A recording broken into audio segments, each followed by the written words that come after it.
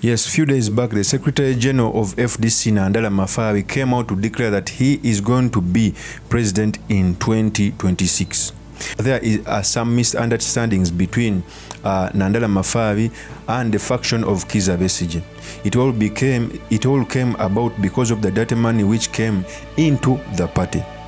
So, few days back, NANDALA MAFABI came out to say that he will be running for president, and he has always come out to say that Kizza Besigye is jealous because he sees other potential leaders like him. So in this episode, I've come to talk about why NANDALA MAFABI declared for president, what it means for our politics, and most importantly, the study materials we can learn from the politics of our nation. But before I do this, I want to let you know that if you're new to this channel, please subscribe. And if you're watching this video from a different platform, please head on to YouTube, type in Sula Mawagali. There is a lot of content of this nature. If your politics and economics is what you want, this will be definitely the right channel for you to subscribe to. I dedicate this video to the political prisoner Olivier Rutaya, who has been in incarceration for more than 3 years.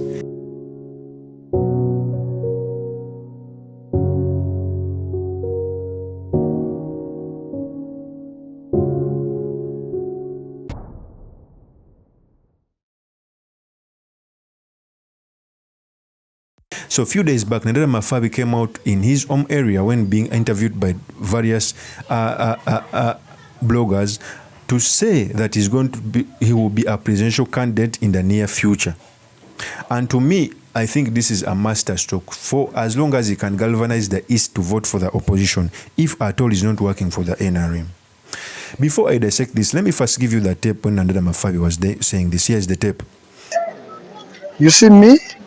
I'm capable, I'm qualified, and I'll be the best president for this country. So whoever is doubting should ask God, who has said I should be the next president. You know, I'm one of those who loves people of Uganda. I'll do for them all what they need. Of course, you have no our problems of our sectors, and it's me who knows it very well. I know the economics of this world, and I can tell you I can practice it better for the country. Let me tell you, this country is endowed with very many things, resources, both natural, human beings, and those where we can get money. The only problem we have is wastage, mismanagement, and of course we can't ignore out corruption. And these are the main problem. Of course, 7 has been around 40 years are good enough. It's time for change. So you see clearly that NANDALA MAFABI is coming out to boldly to fight for the presidency. One, if indeed it is true that FDC is not working with the NRM, I think one of the strategies which must be used to beat Museveni is to do ethnic balkanization, where each tribe votes for a particular candidate. But my only worry is even the eastern region is still NRM, and if I say the eastern, that is the Bugisu sub-region. When you look at the number of opposition MPs coming from the Bugisu sub-region, they don't make even 20%, which means however much NANDALA comes out to be a presidential candidate, he may bring out less results. The same was with Amuriat. Teso sub-region was NRM majority. So if at all they can galvanize their respective ethnicities to beat Museveni, I think that can be a masterstroke. When Moi was being fought, he was fought in this strategy. Because one of the hardest thing is to build a party which is cosmopolitan. For example, most FDC members come out to say that they have a representation from all parts of the country. But the bad side of this representation is you be everywhere and you end up being nowhere. If such parties can replicate what NUP did in Uganda, and I hope NUP retains the power in Uganda, we can build on that so that even maybe FDC is voted in the East.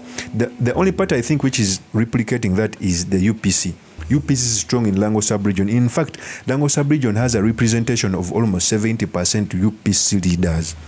So if at all other opposition parties can galvanize on that and they encourage their people to vote for a particular party, in that way you can beat Museveni. That strategy worked in Kenya. But also, General Museveni is so futuristic. I think he also saw that in future. That's why he went to the UPC and got the wife of Jimmy Akena. He's trying to get FDC through NANDALA MAFABI and Amuriat, and also is trying to play politics in such a way. One of the biggest problems FDC faced is it had a very big representation all over Uganda, but it didn't have a stronghold, a very big stronghold, where it got 70% councillors and 70% MPs. Some people used to say that the northern region was FDC, but they just had very many members of MP. They had almost 52% of the representation. So if indeed NANDALA MAFABI can galvanize his community to vote for the opposition, here we can get a lot of things. But also, if at all Genome 7 talks to him and takes him to the NRM, it will be a plus for Genome 7, because he has normally done that. If he was able to put that money in the party, it means that those are the footprints of Genome 7 in the party. The way NANDALA MAFABI is speaking is the same way Norbert Mao used to speak until he went to the NRM. In fact, when NANDALA MAFABI was speaking, he also went on to call Kizza Besigye a street boy. Can you imagine? To call a person who put there his back for FDC to be built. Here's the tape. You see, you can tell me, let me tell you, I come from FDC. When Loop was opening an office, it took Okaija and Lukwago and said, this is the president of FDC and this is the secretary general. So what type of persons are those? They don't know where power is. So if they are dealing with those ones, let those ones tell the MPs not to boycott. But the ones of mine, I'm going to say I don't know Noop. I will tell them, no, for us as FDC, as a party, we don't know Noop because they don't respect us. I hope you're getting it. There are things we do which must work together, and opposition must work as a team. And why, if you are calling people for opening an office, why would you call, if I'm going to open my house, I don't have to call on FDC. I should call the whole, because like in the West here, and it's wrong kind of this. I have friends across the divide, the NRMs, the DPs, and what. We only go there when we're going to do politics. But when we're going to eat food, do you need to say I need the NFDC to come and eat? It's wrong. NUP should have invited all parties to come, but not go and select street boys and call them that they are the members of, they are people of a party. That's useless. So you clearly see that he even dismantled Kizza Besigye, his mentor. So, but of course that is politics. In politics, sometimes you don't have permanent enemies and permanent friends.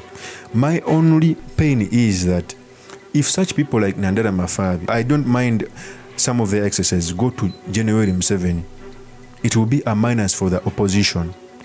If a full house, you keep on taking away a small break, that house will one day break away. The good thing is the Ugandans are opposing this regime.